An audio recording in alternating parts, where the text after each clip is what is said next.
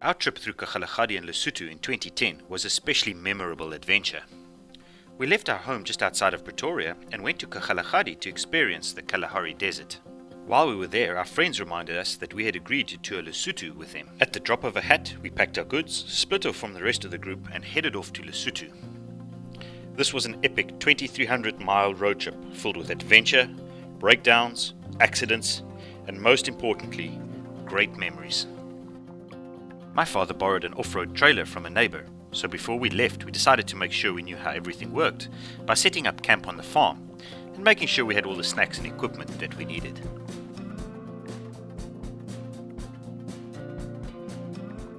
We also made sure that the DIY ablution facilities were operational. We were finally ready to start our adventure. Our first day would take us 370 miles on tarred roads from our home outside Pretoria to Red Sands camping near Kuruman. We started packing our vehicles early, but were only ready to leave around noon. Before we left, we all got together for the good old before photo. With heavily laden trailers and vehicles, overtaking was no easy task, and it was rather stressful for the drivers. There were a number of places on the road where we had to stop due to roadworks. We used these opportunities to stretch our legs and take a rest.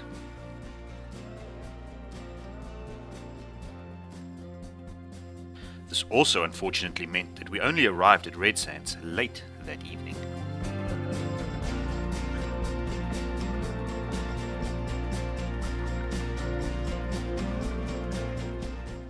We started early at Red Sands and drove to Kathu, where we stopped to look at the Sishen Iron ore mining equipment next to the road.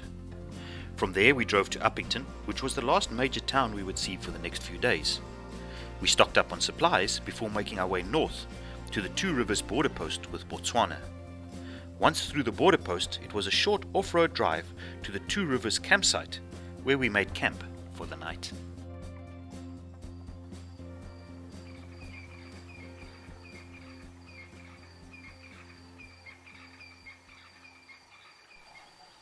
We slowly emerged from our tents and addressed the urgent need for coffee and rusks.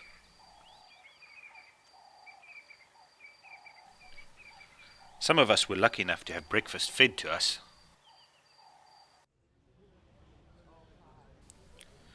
Back on the road, we made a quick stop at Kathu to look at the old P&H rope shovel.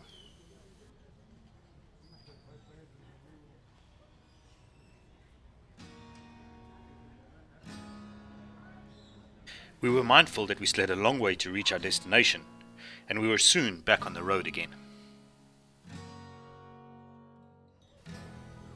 Uppington was the last major town we would stop at. We filled up with fuel and made sure we had all the supplies that we would need to keep us going for the rest of the week.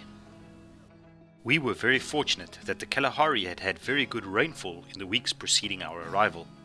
The grass was green, which wasn't normal for this region. The road was long and straight, but eventually we started seeing the sand dunes peeking through the grass.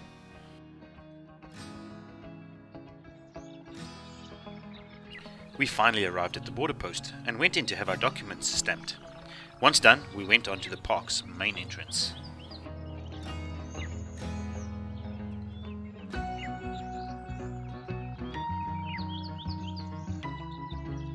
The long hot drive must have got to some people, as there was a bunch of jovial clowning around going on.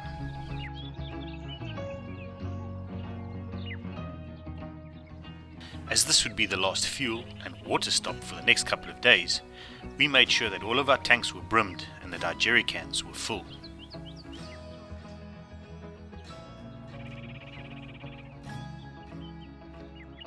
We arrived at Two Rivers Campsite 3 and started setting up camp.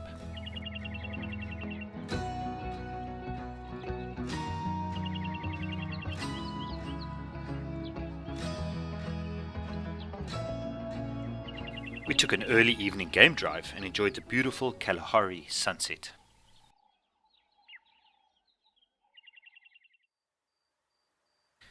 Back in camp, we enjoyed supper together before calling it a day and heading for our tents.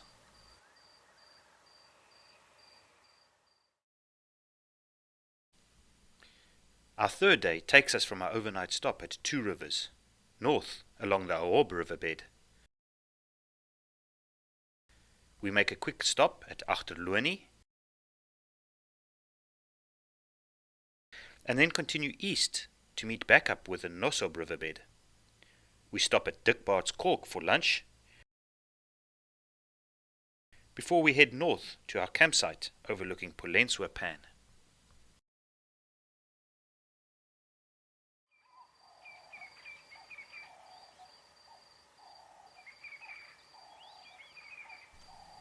Most of us missed the sunrise on our third day. Some brave souls, however, were up and making coffee early. The road ahead was long and dusty, and even looking back it seemed to never end. The Springbok were out enjoying the plentiful green grass that the rains had brought.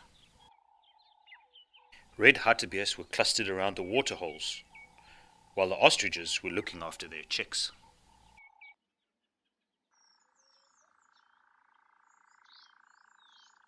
We stopped at the historic Achterlonie site and enjoyed the picturesque setting before continuing our way north.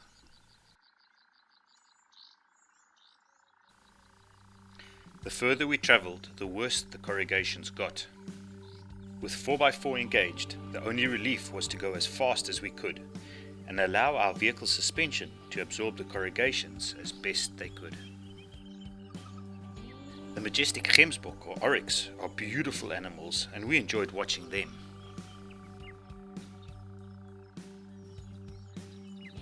We were even fortunate enough to see secretary birds.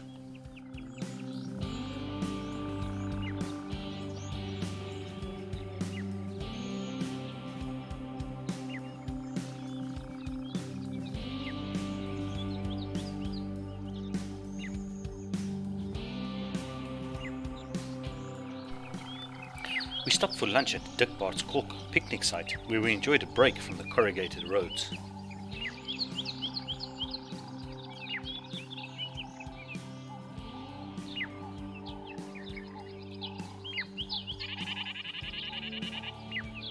We finally arrived at Polentswa late in the afternoon and started to set up camp.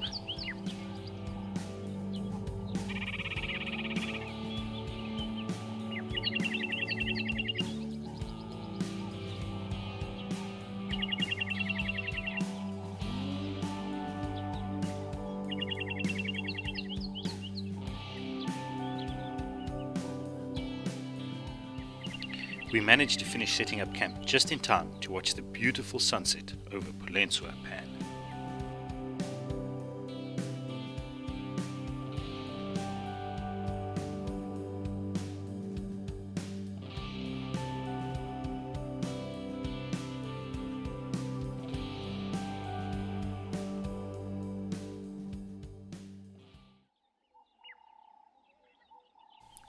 After 3 long days on the road, we took a rest day.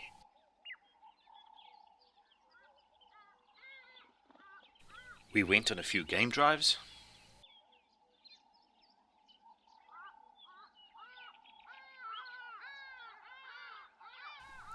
The rest of the day was spent fooling around in camp.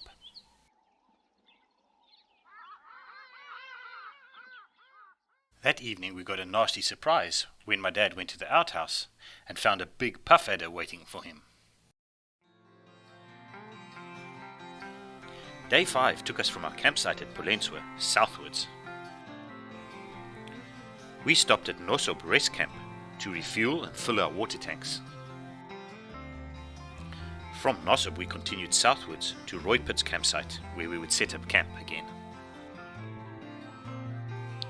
Polentswa is a beautiful, remote place, and we were a little sad to have to break camp.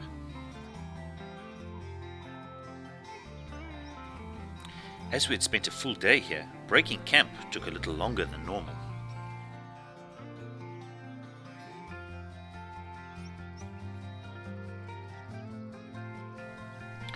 On our way to Nossob, we saw a pride of lions walking slowly down the road.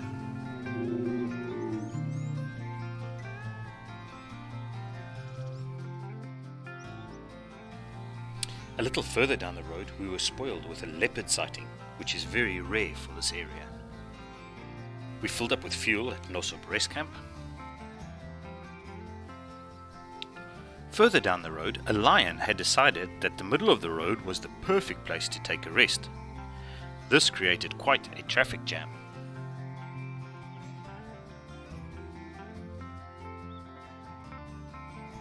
We stopped at a picnic site to have a quick lunch.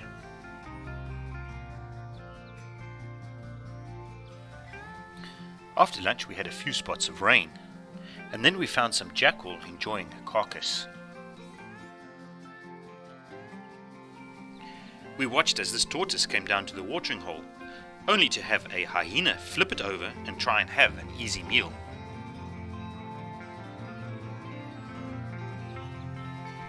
The hyena eventually gave up and left for the shade of a tree. The poor tortoise then had a jackal try and eat it again, only to be left upside down next to the watering hole. Fortunately, the poor tortoise made it back on its legs and lived to tell the tale.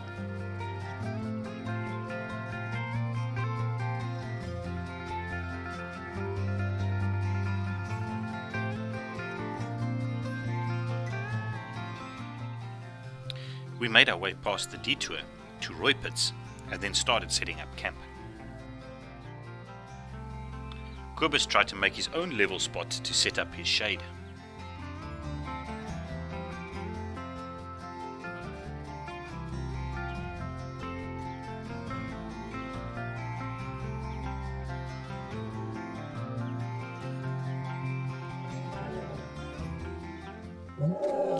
We went for a late afternoon game drive and were fortunate enough to see the famous Rooiputs lions coming down to the watering hole for a drink.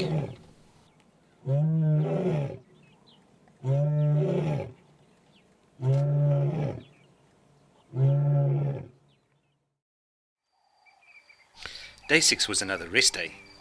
We had a late start in camp and then went out on a game drive.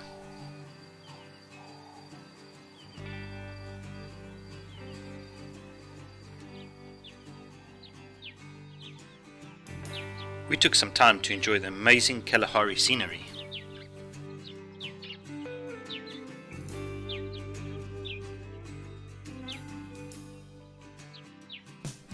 Back in camp, it was afternoon snooze time.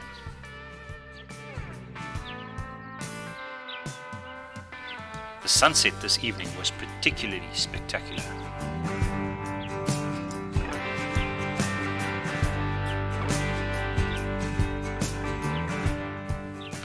After supper, we all chimed in to help clean up camp to be ready for packing the next morning.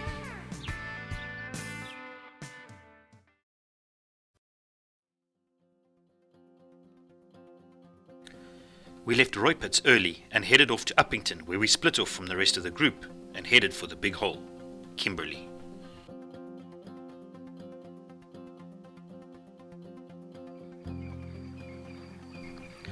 The morning started as usual with coffee and rusks.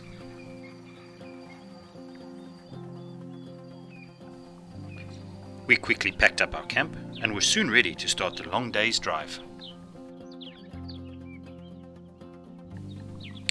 We stopped to say a sad goodbye to this unique place. We don't know if we'll ever see these red dunes again, but the memories will forever be ingrained in who we are.